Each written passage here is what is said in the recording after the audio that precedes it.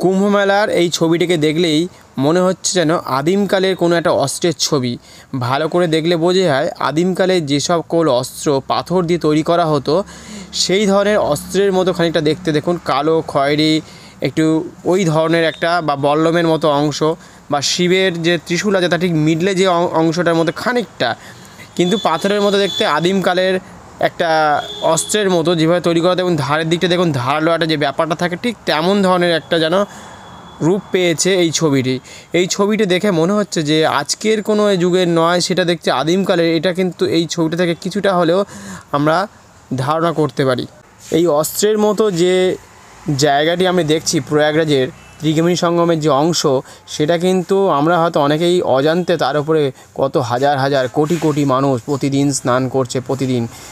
এই অস্ত্রের দিক ধারালো প্রায় আদিমকালের সাথে তাহলে আমাদের যে একটা নিবিড় সম্পর্কের একটা তুলনা, বা আপনি মনে করতে পারেন যে আদিমকালের যে একটা স্থান, এটা আমি বা আপনি কেউ কিন্তু তৈরি করিনি, এটা কিন্তু ভগবান প্রাপ্ত একটা স্থান বলতে পারেন। যে জায়গাটা তৈরি হয়েছে বা যে জায়গাটা তৈরি হয়েছিল আগে থাকতে অনেক হাজার হাজার কোটি কোটি বছর আগে থেকেই তৈরি হয়েছিল, তার একটা যেন অস্ত্রের মতো একটা দেখাচ্ছে, যে একটা বল্লমের মতো বা আদিম যুগের যে অস্ত্র ছিল সেই অস্ত্রের ওপরে যেন আমরা হেঁটে হেঁটে তার ওপরে আমরা স্নান করছি বা সেখান থেকে নামছি। আর তার ধারে দু সাইডে যে সাদা বর্ডারটা দেখতে পাচ্ছেন, যেন অস্ত্রের দু সাইডে যেন ধারালো একটা অংশ, তার মাধ্যমে আমাদের যেন সজাগ করছে, তোমরা জেগে ওঠো, যেভাবেই হোক তোমাদের জাগতেই হবে, তোমাদের জাগার সময় হয়েছে। এই ধরনের একটা বার্তা যেন এই প্রয়াগরাজ আমাদেরকে বলে দিচ্ছে বারে বারে, তোমরা জেগে ওঠো, জাগো, জাগার সময় তোমাদের, এবার পথ শুরু হলো, এবার তোমাদের জন্য তৈরি হতে হবে। এরকম একটা আহ্বান যেন যে সারা বিশ্বকে, যে তোমরা যেন ভালো করে থাকতে পারো এবং মানুষ যাতে আগামী দিনে এই পৃথিবীকে ভালো করে রাখতে পারে, তারই যেন একটা এই স্নানযাত্রার মাধ্যমে প্রয়াস চালাচ্ছে। সনাতন ধর্মের ইতিহাস যে আজকের নয় সেটা কিন্তু আমরা প্রত্যেকেই জানি, যেটা আদি অনন্তকাল এর থেকে প্রমাণিত। কিন্তু এর ভিত যে একটা অন্য ধরনের, যেমন বাড়ি হিসেবে বলা যায়, একটা বাড়ির ভিত তৈরি করতে গেলে যে ধরনের ভিত দেওয়া হয়, যতটা আর কি ভিত দেওয়া হয়, ঠিক তেমন ধরনের এই সনাতন ধর্মের ভিতও তেমনভাবেই তৈরি। দেখতে এমনই লাগছে, কিন্তু একটা বাড়ির ভিত যেমন অনেকটা নিচে পর্যন্ত গাঁথতে হয় মাটি খুঁড়ে, ঠিক তেমনভাবেই আমাদের সনাতন ধর্মের যে ইতিহাস, সেটা কিন্তু আমরা ভাবছি যে অনেকটা দীর্ঘদিন, অনেক দিন ধরে আমাদের এই সনাতন ধর্মের ইতিহাস থাকবে।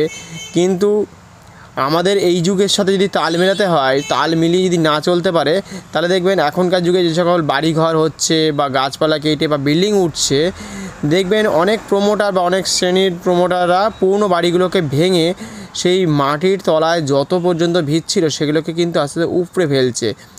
আমাদেরই আশেপাশে অনেক মানুষ আছে, তারা শুধু উপড়ে ফেলছে। ঠিক এই সনাতন ধর্মের একটা যে আদি অনন্তকালের যে ভিত, সেটাও কিন্তু খানিকটা ওই ধরনের একটা উদাহরণ হিসেবে বলতে পারেন, যে আপনি যদি তাকে সংরক্ষণ না করেন, আপনি যদি তার দেখভাল ঠিকমতো না করেন, তাহলে কিন্তু দেখবেন যে সকল মন্দিরগুলো ছিল সেই সকল মন্দির কিন্তু 6000 একটা সময়ের মধ্যেই, আজ থেকে 600-700 বছরের মধ্যে যেটা ঘটে গেছে, সেটা হচ্ছে 6600টা মন্দিরই ভেঙে দিয়েছিল। সেই 6600টা মন্দির ভেঙে দিয়েছিল। আরও যে সকল মন্দিরগুলো রয়ে গেল, আমরা যে এখন এই 2025-24 যখন আমরা মন্দিরগুলো দেখছি বা দর্শন করছি বা বিভিন্ন রকম স্থানে যাচ্ছি দর্শন করতে, সেইগুলো কী করে রক্ষা পেল, সেই সময় যদি ভাবা যায় যে ওই সময় যদি 6600টা যদি মন্দির থাকে, আর বাদবাকি মন্দিরগুলো বাঁচলো কী করে, বা বাঁচানোর জন্য কেউ কি এগিয়েছিল? যেমন আমাদের বলতে হয়, যদি ওই সময় যদি আপনার সামনে, আমি ছোটো করে একটা উদাহরণ তুলে ধরছি, যদি ওই সময় যদি আপনার সামনে যদি কয়েক লক্ষ ডিম যদি বিভিন্ন শহরে যদি ছড়িয়ে দেওয়া হয়, সে আপনাকে বলতে হয় যে এগুলোকে ভাঙতে, সেগুলো খুঁজে খুঁজে কিন্তু আপনি ভেঙে ফেলতে পারতেন। কিন্তু সেই সময় কিন্তু আমাদের কেউ না কেউ ওই সময় বাধা দিয়েছিল। ওই ডিম, আমি উদাহরণ দিয়ে বলছি, ভেঙে ফেলাটা কত সহজ ছিল, সেরকম মন্দিরগুলোকেও ভেঙে ফেলা হয়েছে। সেইগুলো মন্দিরগুলো বাধা দেওয়ার জন্য যে সকল সম্রাটরা খুব কঠোরভাবে তারা হাতে তুলে নিয়েছিল, যাতে প্রতিবাদ করতে পারে, লড়াই করে, প্রচণ্ড লড়াই করে, তবেই কিন্তু আজকে কিন্তু এই দিনটা আমরা দেখতে পাচ্ছি। সেই জন্য আজকে আমরা এত সুন্দরভাবে এই মন্দিরগুলোকে কিছুটা হলেও রক্ষা করতে পেরেছে সেই রাজারা, সেই জন্যই আমাদেরকে বাঁচিয়ে রাখতে হবে। অবশ্যই সেরকম ধরনের সম্রাট বা আমাদের যোদ্ধা ছিল, সেরকম ধরনের রাজা ছিল, তারাই কিন্তু আমাদের এই সনাতন ধর্মের ইতিহাসকে বাঁচিয়ে রেখেছে। নয়তো কিন্তু ইতিহাস আজকে আপনি দেখতে পেতেন না, বা আপনি যে সকল জায়গায় ঘুরতে যাচ্ছেন আপনাদের বা আমাদের যত মন্দির আছে সেগুলো আমরা কোনো দিনই দেখতে পেতাম না, নয়তো ওগুলো সবই কিন্তু আজকে মাটিতে মিশিয়ে যেত। সেই জন্য সেই সকল রাজা বা আমাদের যে সকল সম্রাট শিবাজি বা আমাদের তার মধ্যে অনেক যে সকল ইতিহাস আমরা পড়তে পাইনি বা পড়ার সুযোগ করে তোলেনি, সেই সকলগুলো আমাদেরকে এখন হয়তো আমাদের টিভিতে দেখতে পাচ্ছি। এই 2-3 দিন আগে যে ছাবা বলে যে সিনেমা এসেছে, প্রত্যেকেই প্রায় অনেকেই দেখে ফেলছে, আস্তে আস্তে আরও আগামী দিনে অনেকেই দেখবে আরও। এটা থেকে আমার কদিন ধরেই আগে থেকেই কল্পনা হচ্ছিল, হঠাৎ করে সিনেমাটাও এসে গেল 2-3 দিনের মধ্যেই, ভাবছিলাম যেটা। তা আমাদের যে রাজারা অবশ্যই মন্দিরগুলোকে বাঁচিয়ে দিয়ে গেছিলো, তাদের মধ্যেই এনাদের নাম তো অবশ্যই করতে হয়। অনেক লড়াকু ছিলেন, তাই আমাদের আজকে এই মন্দির বা আমাদের মাটি বা আপনি আপনাদের সকলেই এই দেখতে পাচ্ছি প্রত্যেকেই, যে আমরা পরবর্তী সময় ঘুরতে যাচ্ছি, ভ্রমণ করতে যাচ্ছি। আমাদের যে এই ইতিহাসগুলো আজকে এই যে প্রয়াগরাজের যে ইতিহাস, সেগুলো আমরা দেখতে পাচ্ছি। সেই সময় কত কর দিতে হয়েছিল, নিজে সনাতন ধর্মকে বাঁচাতে গিয়ে কত কর দিতে হয়েছে। এমন কিন্তু জিজিয়া কর মতো একটা কর ছিল, যেটা এখন আর দিতে হচ্ছে না হয়তো, কিন্তু অন্যরকমভাবে মানুষকে কিন্তু অনেক চাপের মধ্যে থাকতেই হয় মানুষকে প্রতিদিন। আর তার সাথে সাথে মানুষের ওপর তো প্রচণ্ড অত্যাচার হয়েছে, মানুষের ওপর এত অত্যাচার হয়েছে যার ফলস্বরূপ কিন্তু মানুষ কিন্তু মানে এই আমাদের দেশ ওই জন্য ভাগ হয়ে গেছে অনেক কারণের জন্য, যে আস্তে আস্তে ভাগ হতে হতে আস্তে আস্তে কোথা থেকে কোথায় চলে যাচ্ছে প্রতিনিয়ত। এখনও পর্যন্ত প্রয়াগরাজে প্রায় 59 কোটি লোক প্রায় স্নান করে ফেলেছে, আর মাত্র 4 দিনের মতো সময় হাতে আছে। 26 তারিখে শেষ অমৃত স্নান, শিবরাত্রির দিন প্রত্যেকে যাচ্ছে, অনেকেই দলে দলে মানুষ যাচ্ছে সেখানে। যেটা ভাবা হয়েছিল যে ভিড় হবে না, কিন্তু সেইভাবে আমরা যেটা ভেবেছি সেটা কোনো মতেই আমি দেখতে পাচ্ছি না। প্রয়াগরাজে ভিড় কিন্তু আমরা একটা অন্যরকম রূপ পেয়েছে, যেটা মানুষের মনে যে বার্তা পৌঁছে গেছে, যেভাবেই হোক মানুষ পৌঁছবে সেটা আমরা দেখতে পাচ্ছি। আর সেই জন্য বলতে হয় যে সনাতন ধর্ম যে আদি অনন্তকাল, এবং মনে প্রাণে মানুষ যে ভাবে যে এখান থেকে আমাদের জীবন পাল্টে যাওয়ার একটা অন্যরকম স্বরূপ, সেই জন্য মানুষ প্রত্যেকে দলে দলে বা মানুষ স্বেচ্ছায় কোনো নিমন্ত্রণ ছাড়া, এরকম ধরনের কোনো জায়গায় ইতিহাস নেই যে মানুষ নিমন্ত্রণ ছাড়া সেখানে যাচ্ছে আসছে। এটা হচ্ছে সবথেকে বড় বার্তা হচ্ছে 144 বছরের যে ধারাবাহিক যে বছর আমরা জানতাম না, তার জন্য আমরা মিডিয়াকে বা আমাদের যে সকল সোশ্যাল মিডিয়াগুলো রয়েছে, টিভি বা ইউটিউব, ফেসবুক, এর মাধ্যমে আমরা এত কিছু জানতে পেরেছি, এত কিছু বোঝার জন্য আমাদেরকে প্রত্যেক মানুষকে জাগরণ করেছে। সেটা কিন্তু একটা সবথেকে ভালো দিক, যে এর মাধ্যমে এই সোশ্যাল মিডিয়ার মাধ্যমে কিন্তু অনেক মানুষ যারা জানতো না, সবথেকে বড় কথা, তারা কিন্তু কিছুটা হলেও জেনেছে, বুঝেছে যে হ্যাঁ, সনাতন ধর্মে এরকম ধরনের একটা বার্তা আছে। একসাথে এক জায়গায় স্নান করা যায়, সেখানে কোনো রকমভাবে শান্তির বার্তা দেওয়া যায় এর মাধ্যমে। সেখানে সুন্দর পরিকাঠামো তৈরি হয়েছে, স্বচ্ছতা, আমাদের যে সকল আশেপাশে যত জায়গা রয়েছে সেগুলোকেও কিন্তু স্বচ্ছতা বজায় রাখতে হবে।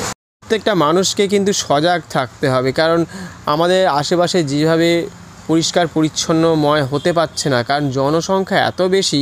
তার জন্য কিন্তু আমাদের এখানে না রাস্তাঘাট, না নর্দমা, প্রত্যেকটা জায়গায় দেখবেন নোংরা হয়ে আছে, বা বিভিন্ন জায়গায় কিন্তু পরিষ্কার করার মতো লোক নেই। বিভিন্ন জায়গায় লোক তো থাকে, তাদের সেই পরিবেশ বা সেরকমভাবে রাস্তা গড়ে উঠছে না, সেরকমভাবে ইলেকট্রিক হয়তো কিছুটা হলেও ভালো হয়েছে, কিন্তু পরিকাঠামো অনেক জায়গায় জল আসছে না, ভালো জল যাচ্ছে না, ধোঁয়া, পলিউশন এগুলো লেগেই আছে। মানে প্রতিনিয়ত মানুষ কিন্তু একটা দেখুন ধারাবাহিক যে দিনগুলো আছে সে তার সাথে মানিয়ে নিতে পারছে না। কারণ আগেকার যে পরিবেশ ছিল, সেই সময় যে আমাদের ঋষি মহর্ষিরা বা আমাদের যেসব সাধুরা রয়েছে, তারা যে সকল আজ থেকে হাজার বছর আগে যে সকল জিনিস চিন্তাভাবনা করতো, সেই সময় মানুষ যে ধরনের খাদ্য খেত, সেই সকল খাদ্যের মধ্যে একটা সুস্থ চিন্তাভাবনা মনের মধ্যে বিকাশ পেত।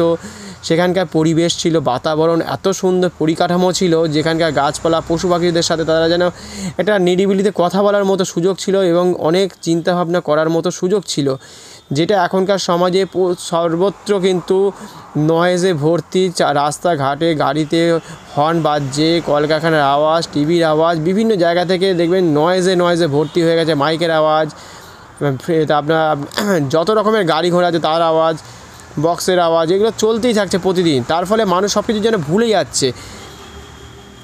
আগেকার দিনে যে মহাঋষিরা যে সকল খাদ্য খেত, তার মাধ্যমে যে সকল স্মৃতিশক্তিতে ধরে রাখার ক্ষমতা ছিল, পাতা, ফুল, ফল, যে সকল বা আমাদের খাদ্য তালিকায় কী কী ছিল, তো তারা কী কী খেত, তারা কি মাছ মাংস খেত, এই সকল জিনিসগুলো যদি আমরা না জানি, আমাদের সমাজে যে সকল জিনিস ধরিয়ে দেওয়া হয়েছে, বিশেষ করে দেখবেন এখন আমাদের ছেলেমেয়েরা তেমনভাবে কিন্তু সেইগুলো পাচ্ছে না। না ভালো মতো ফল খেতে পাচ্ছে, না দুধ খেতে পাচ্ছে, না ভালো শাকসবজি, না চাল ডাল ভালো কিছু খেতে পাচ্ছে। ভালো মতো খাবার সেইভাবে আমরা পাচ্ছি না, বা আমাদের ছেলেমেয়েরা পাচ্ছে না, আমাদের জনগণরা পাচ্ছে না। তার জন্য কিন্তু প্রতিটা মুহূর্তে তারা ভালো রেজাল্ট সেইভাবে করতে পারছে না। ভালো রেজাল্ট না করার ফলে কিন্তু আজকে মানুষ পিছিয়েও পড়ছে তার কারণের জন্য।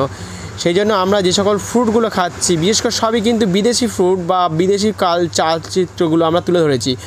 দেখুন আমাদের পোশাক আশাক বিদেশির মতো হয়ে গেছে, ছেঁড়া প্যান্ট, ছেঁড়া জিন্স। যে সকল আমরা শপিং মলে যাচ্ছি সবই কিন্তু পুরো মানে এখনকার যে আমাদের কী বলবো সমাজে যেগুলো বিদেশ থেকে এসছে, বাইরে থেকে এসে সেগুলোকে নিয়ে আমরা কালচার করছি বিশেষ করে। আর বিশেষ করে যে সকল ফাস্টফুড যেগুলো খাচ্ছি, মাছ মাংস থেকে তার থেকে চাউমিন বা আদার্স যে সকল ফাস্টফুডগুলো খাচ্ছি, সেগুলো কিন্তু আমাদের শরীর সেইভাবে নিতে পারছে না। সেই জন্য আমরা কিন্তু মাথা ভালো স্বরূপ পাচ্ছে না, এবং ভালো করে দেখবেন আপনাদের শরীর খারাপ হচ্ছে বিভিন্ন রকমভাবে। শরীরকে ভালো রাখতে গেলে সেই জন্য শাক সবজি বা ফল মূল প্রতিনিয়ত আমাদের যেভাবে খাওয়া দরকার ছিল, সেটা আমরা কিন্তু সঠিক নিয়মে খাচ্ছি না, সঠিকভাবে খাচ্ছি না। সঠিকভাবে আমরা হয়তো ব্যায়াম করতে পারছি না, পরিচর্যা করতে পারছি না। সেটা আমাদের জন্য কিন্তু পিছিয়ে পড়ার জন্য সবথেকে বড় একটা দিক। কেউ বলে দেওয়ার নেই, কেউ হয়তো বলে দিলেও শুনছে না, এরকম অনেকেই আছে, অনেকে করে ফেলছে, যারা জানে তারাও কিন্তু করে ফেলছে।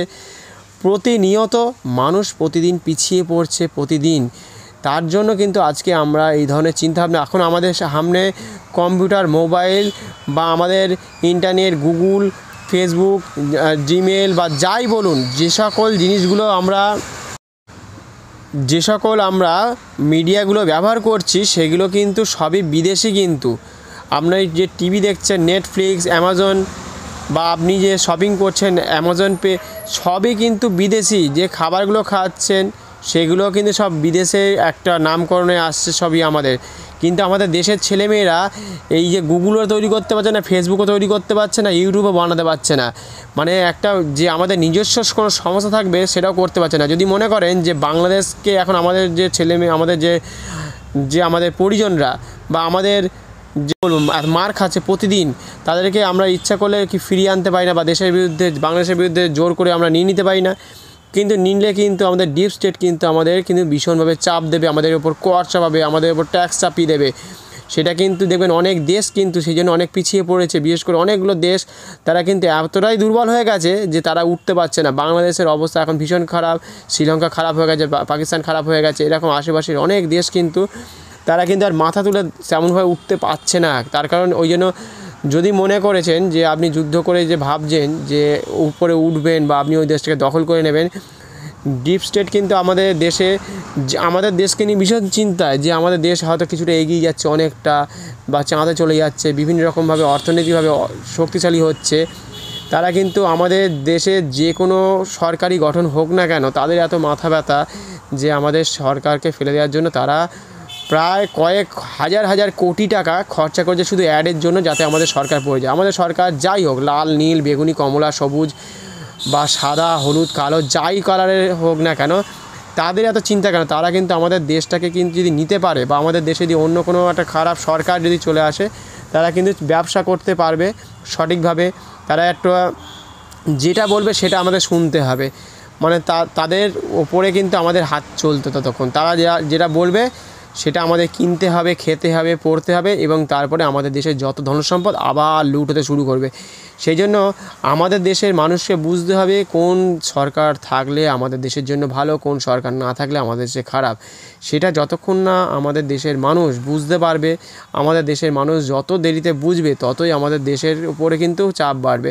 তার মানে এখান থেকে প্রমাণ হয় যে আমাদের দেশ কিছুটা হলেও ওদেরকে টেক্কা দিতে পারে, সেটা একটা সবথেকে বড় কথা। টেক্কা দিতে পারে বলেই বা সমান তালে তাল মিলিয়ে যেতে পারছে বা উপরে উঠে যাচ্ছে বলেই আজকে আমাদের ডিপ স্টেট আমাদের সরকারকে ফেলে দেওয়ার জন্য কয়েক হাজার কোটি টাকা, যেটা এই রিসেন্টলি আমেরিকার প্রেসিডেন্ট ট্রাম্প কিন্তু এই জন্য ঘোষণা করে দিয়েছে বা বলে দিয়েছে ভারতকে যে ডিপ স্টেট কত টাকা খরচা করেছিল, সেই সকল কিন্তু তথ্য এখন আমাদের হাতে তুলে এসে গেছে বা আপনি অনেকেই হয়তো জেনেছেন। তাহলে সরকার ফেলে দেওয়ার জন্য তাদের এত মাথা ব্যথা কেন? আমাদের সরকার যাই হোক না কেন, সে মাটির মানুষ হোক আর ভালো হোক আর যাই হোক, তারা চিন্তা করছে কেন? তাদের খাওয়া হচ্ছে ভালো মতো, তারা সারাটা লাইফ ভালো থাকতে পারবে।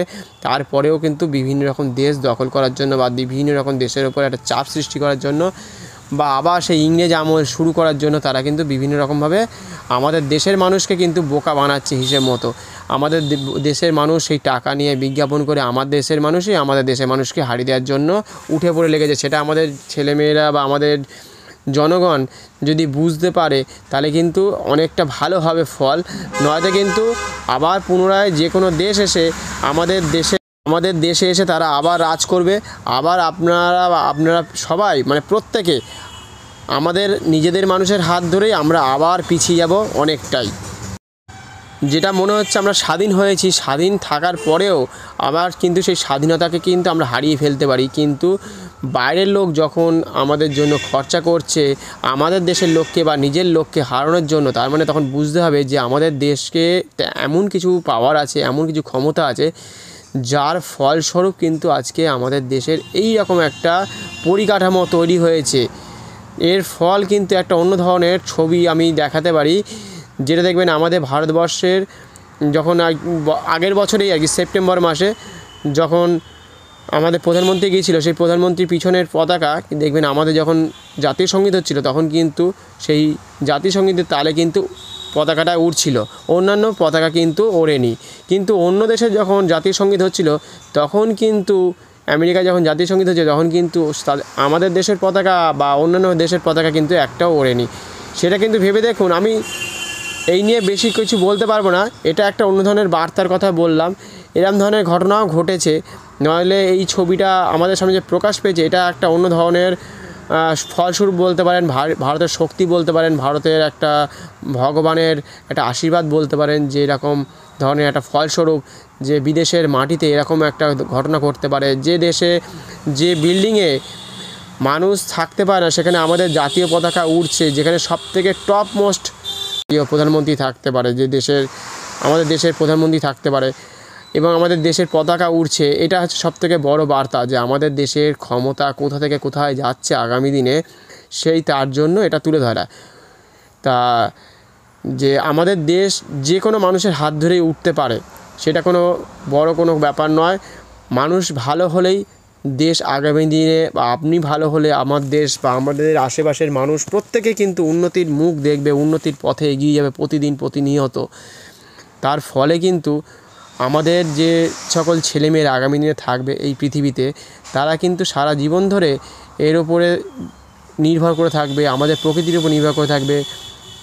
আমাদের ভারতবর্ষ ভালো থাকলে তবেই কিন্তু আগামী দিনে এই রকম বড় বড় প্রয়াগরাজের মতো অনেক বড় ফেস্টিভ্যাল হবে, সেগুলোকে নির্ভর করে অনেক বাণিজ্যিক দিকগুলো প্রতিটা মানুষের বাড়িতে কিন্তু উঠবে, যে তারা বাণিজ্য করে নিজের জীবনযাপনকে, নিজের পরিবারকে বাঁচাতে পারবে, নিজের পরিবারকে একটা সুস্থ জায়গায় ফিরিয়ে আনতে পারবে। এটা একটা সামাজিক দিক যেটা অন্যান্য জায়গায় তেমনভাবে নেই, যার মাধ্যমে প্রতিনিয়ত আমাদের কোনো না কোনো উৎসব লেগেই আছে। রবিবার, সোমবার, বৃহস্পতিবার, শনিবার কিছু না কিছু পুজো আছেই। তারপর 2-3 মাস অন্তর কিছু না কিছু পুজো আর্চা প্রতিদিন কিছু না কিছু। তার ফলে কিন্তু মানুষ অনেক রকমভাবে মিষ্টির দোকান, জামা কাপড়ের দোকান, ফুলের দোকান, এই যে আমি 3টে শুধু বললাম, তারপরে তো আরও অনেক দশকর্মার দোকান, আরও এত কিছু জিনিসপত্র লাগে। তার সাথে সাথে তার সামগ্রিক জিনিসগুলো, সরঞ্জামগুলো, সেগুলো কিন্তু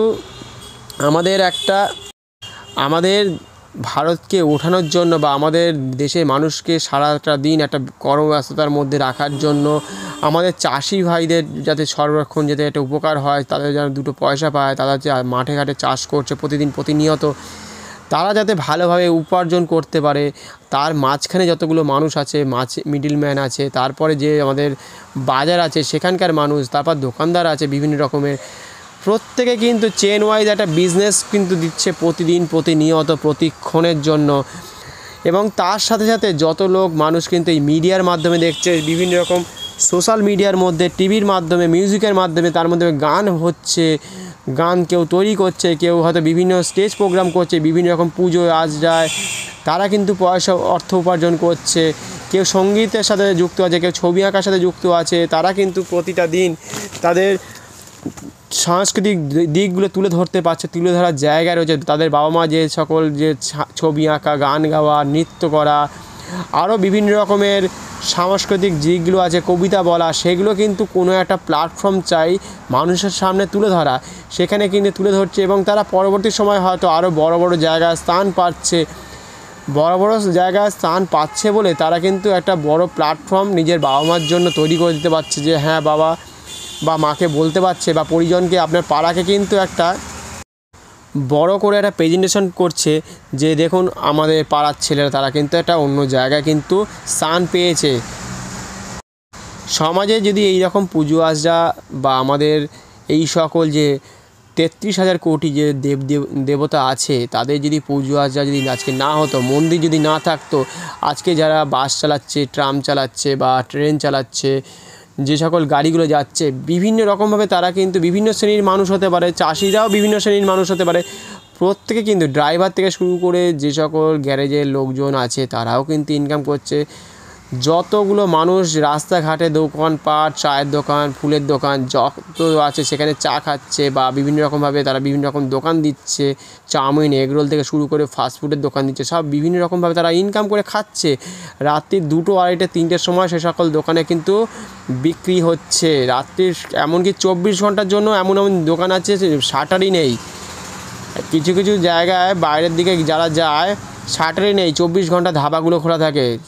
তার জন্য কিন্তু মানুষকে ভাবতে হবে, যে সকল লোক যে ভ্রমণ করছে বিভিন্ন জায়গায়, তাদের অর্থ উপার্জনের জন্য কত দিক খুলে গেছে। যদি এই সকল মন্দির বা এই সকল যদি স্থানগুলো না থাকতো, এই সকল যদি প্রতিষ্ঠানগুলো যদি ঠিকঠাক যদি না করে সংরক্ষণ করা যায়, তাহলে কিন্তু আগামী দিনে একটা সামাজিক দিক আর থাকবে না, একটা দেখবেন ধারাবাহিক দিক থেকে তারা পিছিয়ে পড়বে। এই জন্য কিছু কিছু দেশ চিন্তাশীল যে আমাদের ভারতবর্ষকে নিয়ে, যে হঠাৎ করে প্রয়াগরাজে এত মানুষ স্নান করতে যাচ্ছে, এত মানুষ স্নান করে কি করবে, এই যে শুধু স্নান করে কি করবে, স্নানের মাধ্যমে একটা বিশ্বের কাছে বার্তা দেওয়া, শুধু বার্তা নয়, অর্থনৈতিক পরিকাঠামোকে যেখানে ছিল একটা নর্মাল পরিকাঠামো, সেখান থেকে কতটা হাজার হাজার কোটি কোটি টাকা যে বিক্রি হয়েছে বা ইকোনমিক দিকটা বেড়ে গেছে, সেটা কিন্তু বলার উপেক্ষা রাখে না। সেখানে তার সাথে সাথে শুধু প্রয়াগরাজেই যাচ্ছে না, তার সাথে সাথে মানুষ কিন্তু রাম মন্দিরে যাচ্ছে, বেনারসে যাচ্ছে, সেখানে গিয়েও কিন্তু বিজনেস দিচ্ছে, সেখানে হোটেল বা আদার্স যে সকল জায়গা আছে সেখানে মানুষ খাচ্ছে যাচ্ছে প্রতিদিন। এবং প্রত্যেক মানুষের গড় খরচা প্রতিদিন 400, 500, 600, 800 টাকা করে হচ্ছে এক একজনকার মাথা পিছু। এটা কম খরচা বললাম, আরও বেশি খরচাও হচ্ছে, কোনো কোনো জায়গায় 1000, 2000, যারা বেশি বড় বড় হোটেলে যাচ্ছে। তার মানে ভেবে দেখুন, মানুষ একটা কাজে যাচ্ছে, করে আসছে কিন্তু 10টা কাজ।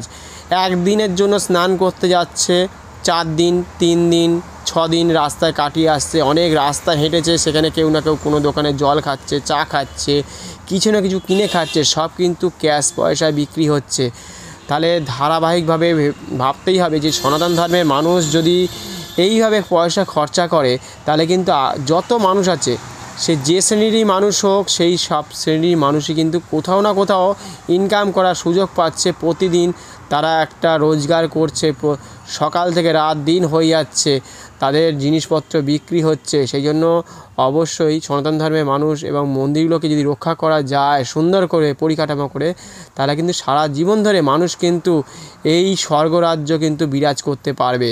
এই স্বর্গরাজ্যে থাকতে গেলে মানুষ কিন্তু চিরকাল আপনাকে কিন্তু অবশ্যই সুন্দরভাবে পরিকাঠামোভাবে সুন্দরভাবে চলতে হবে, কথা বলতে হবে। আপনাকে শাক সবজির ওপর বেশি করে জোর দিতে হবে, ফলমূলের ওপর বেশি জোর দিতে হবে, আপনার ব্যায়ামের ওপর বেশি যোগ দিতে হবে, পড়াশোনার ওপর বেশি যোগ দিতে হবে। আপনি যে সাংস্কৃতিক জগতের সাথে যুক্ত, গান, নাচ, কবিতা বলা, ছবি আঁকা, এগুলোর দিকে বেশি জোর দিতে হবে প্রতিটা ক্ষেত্রে। এবং তার সাথে সাথে অনেকে মিথ্যে কথা বলে, অনেকে বেশি করে ঠকায়, নিজের লোককে ঠকায়, পরের লোককে ঠকায়, ধার নেয়, ধার নেওয়া যাবে না।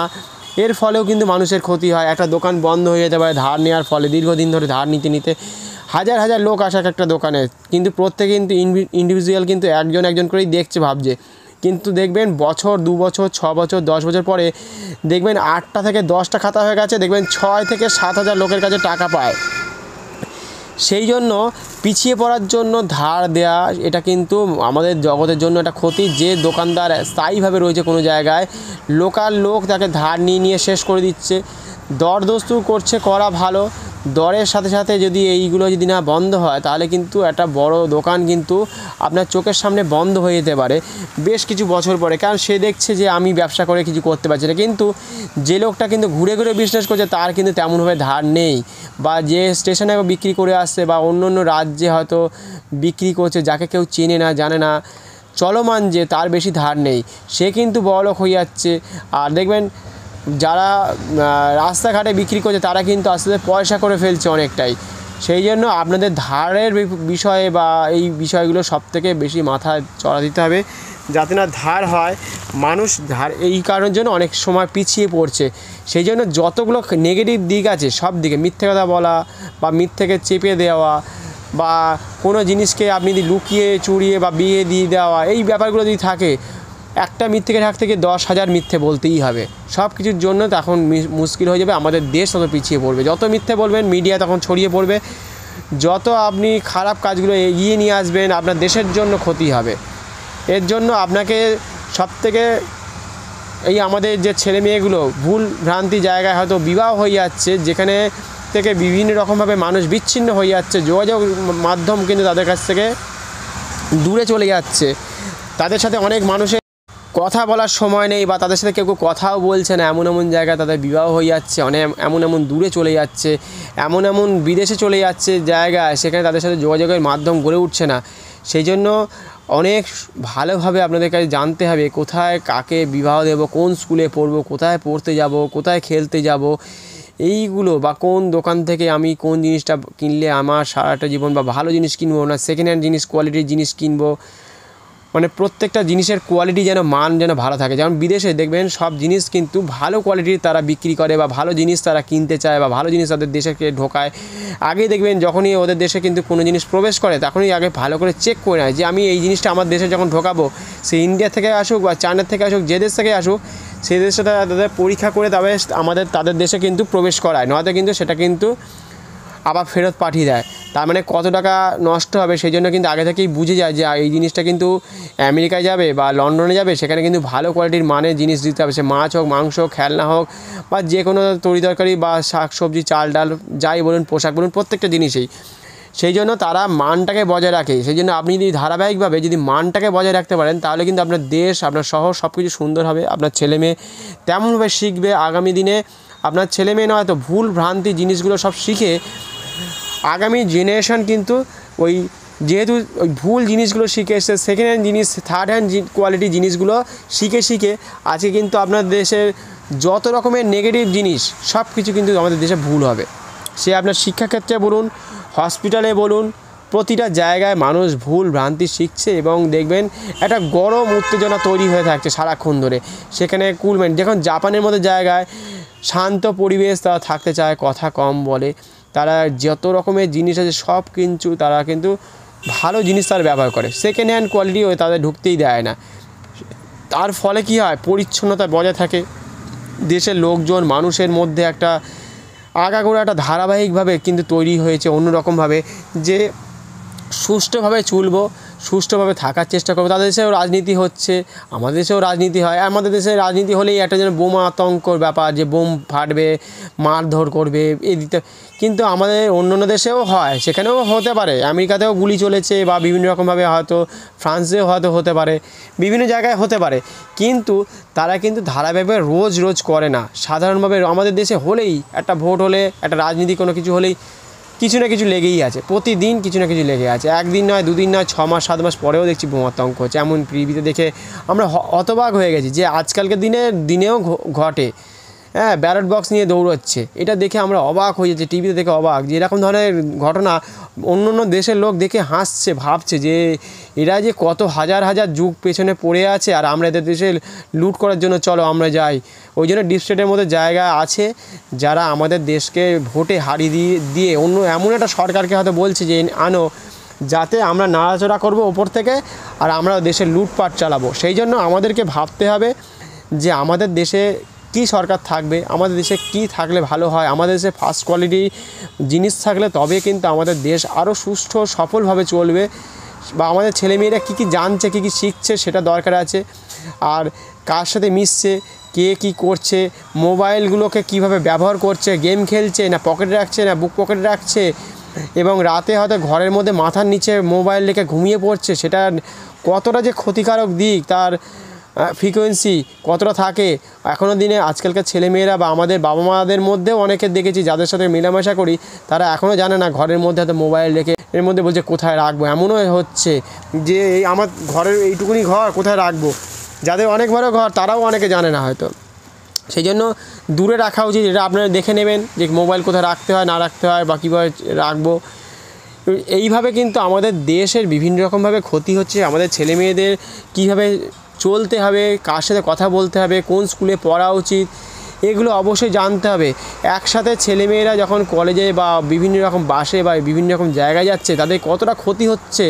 বা আমাদের সরকারের যেমন যে ট্রেন চলছে, যে মাতৃসদন যে ট্রেন দেয়া হয়, সেই মাতৃসদন ট্রেন যদি দেয়া হয় তাহলে আমাদের গ্রামের মেয়েরা তাহলে কী এমন দোষ করলো, তারা যদি একটা সরকারি মাতৃসদন বাস যদি পায়, প্রতি একদিনে 2-3টে করে তো বাস চালাতে পারে, তাহলে আমাদের মহিলারা কিন্তু একটা আলাদা বাসে করে যাতায়াত করতে পারে। বাজারঘাটও তেমনভাবে একটু গড়ে তুললে ভালো হয়, বা স্কুল কলেজ তেমন আছে, কিন্তু তারপরেও কিন্তু আরও তৈরি করতে হবে মহিলাদের জন্য, বিশেষ করে মেয়েদের জন্য তৈরি করতে হবে আলাদা করে, যাতে কিন্তু মেয়েরা আগামী দিনে একটা ভালো জায়গায় প্ল্যাটফর্ম তৈরি করতে পারে মেয়েদের জন্য চাকরি বা ছেলেদের জন্য চাকরি। প্রতিজন যাতে প্রতিদিন অন্তত গড়ে 500 টাকা করে অন্তত ইনকাম করার একটা সুযোগ করে দিতে হবে, প্রত্যেকটা মানুষকেই করে দিতে হবে। সে যেমন শ্রেণীরই মানুষ হোক, প্রত্যেকের হাতে টাকা আসলে তারা খরচা করার একটা জায়গা পাবে। লোকের ইনকাম হচ্ছে না বলে আজকে কিন্তু ইনকামটা আজকে চলে যাচ্ছে। প্রত্যেক ইনকাম, কেউ হয়তো 200 টাকা ইনকাম করছে, কেউ 2000 টাকা ইনকাম করছে, কেউ হয়তো 40,000 টাকা ইনকাম করছে, কেউ হয়তো 1 লাখ টাকা ইনকাম করছে। গড় কিন্তু সেইভাবে কিন্তু নেই। আর দেশের জনসংখ্যা, আমাদের দেশের মানুষকে ভাবতে হবে, দেশের জনসংখ্যা যে হারে বেড়েছে সে হারে কিন্তু সরকারের হাতেও ক্ষমতা কিছুটা হলেও খর্ব হচ্ছে, যে কাকে পড়াবে, কাকে খাওয়াবে, কাকে চাকরি দেবে। সেই জন্য জনগণকেও ভাবতে হবে যে আমাদের দেশের জনসংখ্যা যত বেশি হবে তত কিন্তু আমাদের দেশে খাদ্যশস্য বেশি পরিমাণে লাগবে। সে যে আপনার বাড়িতে খাক, আর বিয়ে বাড়িতে খাক, আর অনুষ্ঠান বাড়িতে খাক, আর রাস্তাঘাটে খাক, আর সরকারি দিক, প্রত্যেকটা মানুষের জন্য কিন্তু কারখানা চাই, কলেজ চাই, স্কুল চাই, হসপিটাল চাই, আপনার বাস চাই, লরি চাই।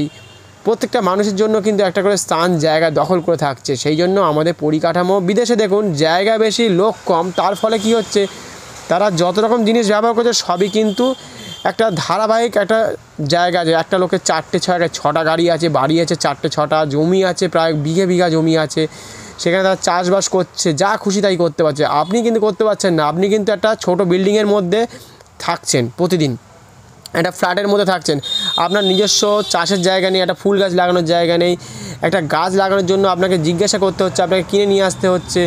সব কিছু কিন্তু আপনার হাতছাড়া হয়ে যাচ্ছে। আজ থেকে দেখুন 70-80 বছর আগে আপনার বাপ ঠাকুরদা বা আমাদের হয়তো কোনো আত্মীয় স্বজনের দেখবেন অনেক জমি জায়গা ছিল, সেটা যখন গল্প করতে হচ্ছে, শুনতে হচ্ছে বা টিভি দেখে বুঝতে হচ্ছে, কিন্তু সবই কিন্তু হাতছাড়া হয়ে যাচ্ছে আস্তে আস্তে। আগামী 70 বছরের মধ্যে দেখুন সেই জায়গা থেকে ছোট হতে হতে একটা দেশলার বাক্সের মধ্যে চলে এসেছেন, ছিল অনেকটা দেখতে শুনতে ছিল ভালো, অনেকে দান করে দিয়েছে, অনেকে লিখে নিয়েছে, কেউ জোর করে লিখিয়ে নিয়েছে, কেউ ভুল করে জোর করে অনেক রকমভাবে লিখিয়ে নিয়েছে, অনেক রকমভাবে টেকনিক্যালভাবে ঠকিয়ে নিয়েছে। সেই জন্য আমাদের ধারাবাহিকভাবে কিন্তু আস্তে দেশলাইয়ের বাক্সের মধ্যে চলে এসেছে, এখন একটা ফ্ল্যাটের মধ্যে চলে এসেছি। আমাদেরকে সুস্থভাবে চলতে গেলে আমাদের পরিকাঠামোকে বজায় রাখতে হবে, আমাদের সকল সনাতন ধর্মকে বাঁচতে হবে। আমাদের যে ভিতের কথা বলছিলাম, সেই ভিত দেখতে শক্ত লাগছে, নষ্ট হবে না ভাবছেন, কিন্তু নষ্ট হতে হতে কিন্তু রুইয়ে খেয়ে নেবে। রুই যেমন আস্তে আস্তে খেয়ে নেয় বা পোকা লেগে যায় একটা গাছ খারাপ হয়ে যায়, সেরকমই কিন্তু সনাতন ধর্ম হয়তো আদিকাল অনন্তকাল ধরে চলতে পারে, যার ভিত অনেক গভীর পর্যন্ত সেখানে উপড়ে ফেলবে। কিন্তু আমাদের এই প্রমোটার মতো বিভিন্ন শ্রেণীর মানুষ, শুধু প্রমোটার নয়, আমাদের বিভিন্ন শ্রেণীর মানুষ আমাদের হাত ধরেই কিন্তু আজকে আমাদের ভিত কিন্তু নষ্ট হয়ে যাচ্ছে। সেই ভিতকে বজায় রাখার জন্য তাকে পরিকাঠামো করতে হবে, রং করতে হবে, তাকে দেখভাল করতে হবে, তার জন্য সুষ্ঠু পরিকাঠামো আমাদের তৈরি করতে হবে। সেই জন্য আমাদের সজাগ থাকতে হবে প্রতিনিয়ত, প্রত্যেকটা মানুষ যাতে সুন্দরভাবে পরিচালনা হয়, সুন্দর চিন্তাভাবনা করতে পারে, সুন্দরভাবে যাতে কথাবার্তা বলতে হয়, সুন্দর উচ্চারণ হয়। সুন্দরভাবে চলার জন্য আমাদের যা করা উচিত, আমাদের স্বামীজি বলে গেছেন, নেতাজি বলে গেছেন, তাদের মতো ইতিহাস যদি গড়ে তুলতে হয়, তারা কিন্তু বলতে মুখ ব্যথা হয়ে গেছে, লিখতে তারা কিন্তু আমাদের কথা রেখে গেছে, তারা বই লিখে গেছে অনেক কিছু। আমরা অনেকে পড়ছি, ইতিহাস পড়ছি, আমরা গীতা পড়ছি, তারপরেও আমরা সব কিছু ভুলে যাচ্ছি। বারে আমাদেরকে বুঝিয়ে দিতে হচ্ছে, স্বামীজির কথা বলতে হচ্ছে, নেতাজির কথা বলতে হচ্ছে, তারপরে আমাদের সারদা মায়ের কথা বলতে হচ্ছে, রামকৃষ্ণর কথা বলতে হচ্ছে। আমাদের যে সকল দেশপ্রেমিক আমাদের জন্য ত্যাগ করেছে, আমাদের জন্য যে স্বাধীনতা এনে দিয়েছে, তাদের কথা বলতে হচ্ছে। বারে তারা যে আমাদের জন্য লড়াই করেছে ইংরেজদের বিরুদ্ধে, তাদের কথা বলতে হচ্ছে। তারা যে রক্ত দিয়েছে, আমাদের দেশকে বাঁচিয়েছে, তাদের কথা বলতে হচ্ছে বারে। তার জন্য কিন্তু আমাদের ইতিহাসকে বাঁচিয়ে রাখতে হবে, তবে কিন্তু আপনি তার উপর ভিত্তি করে আপনার পরিবারকে সুষ্ঠুভাবে বাঁচিয়ে রাখতে পারবেন। যার জন্য আপনি এত টাকা পয়সা গয়নাগাটি বা আপনি গাড়ি বাড়ি জমাচ্ছেন, এত রোজ খাটছেন, এত টাকা সব কিন্তু একদিনেই বৃথা হয়ে যাবে যদি আপনার পরিকাঠামো না থাকে। আপনার দেশ যদি ধ্বংস হয়ে যায়, আপনার যদি মন্দির যদি নষ্ট হয়ে যায়, আপনার যদি এই যে সমগ্র জায়গা যদি খালি হয়ে যায়, একদিন আপনার জমি যদি বিক্রি হয়ে যায়, আপনার জমি যদি কেউ যদি কেড়ে নিয়ে নেয়, আপনি ভাবছেন আপনার জমি তো রয়েছে, অন্যজনের জমি গেছে বজায় গেছে, কিন্তু আপনার জমিও চলে যাবে একদিন। সেইগুলোকে বজায় রাখার জন্য সুষ্ঠু পরিকাঠামো জায়গা তৈরি করতে হবে, সুষ্ঠুভাবে একটা সরকারকে তৈরি করতে হবে এমনভাবে, যার মাধ্যমে আমাদের এই দেশের মানুষগুলো যাতে সুস্থ স্বাভাবিকভাবে ভালো থাকতে পারে। সেই জন্য মানুষকে এগিয়ে আসতে হবে, মানুষকে ভাবতে হবে কিসের ওপর ভিত্তি করে আমাদের আগামী দিনকে কে পরিচালনা করবে, সেইগুলোকে আমাদের জানতে হবে। আমাদের রাস্তাঘাট যেন ভালো হয়, আমাদের জল যেন ভালো পায়, পরিকাঠামো ভালো থাকলে তবে কিন্তু আপনি সুস্থ ভালো কিছু ফল পাবেন।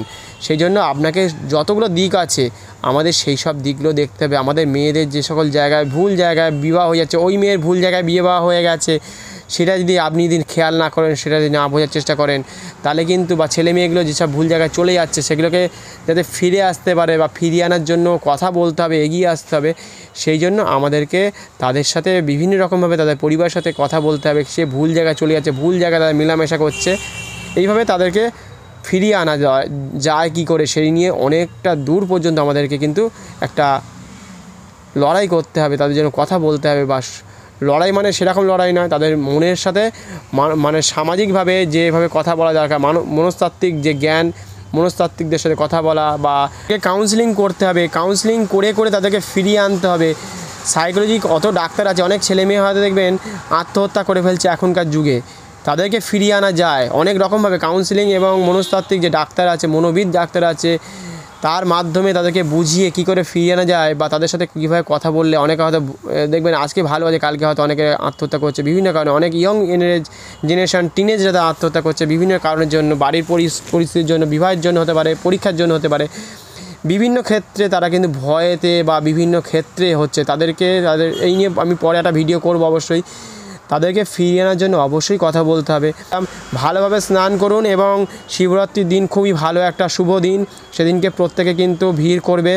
প্রায় 8-10 কোটি টোটাল এই কদিনের মধ্যে হয়তো বেরিয়ে যেতে পারে, লাস্ট যে 4 দিনের মধ্যে।